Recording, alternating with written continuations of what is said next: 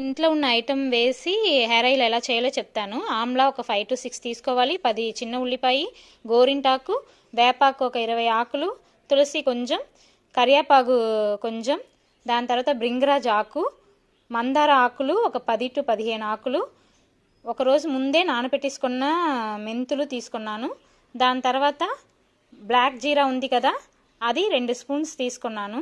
దాని తర్వాత ఆలోవెరా ఉంది కదా, దాని లోపల ఉన్న జెల్ మాత్రం తీసేసుకోవాలి. దాని తర్వాత మందార పూలు 20 పూలు తీసుకున్నాను.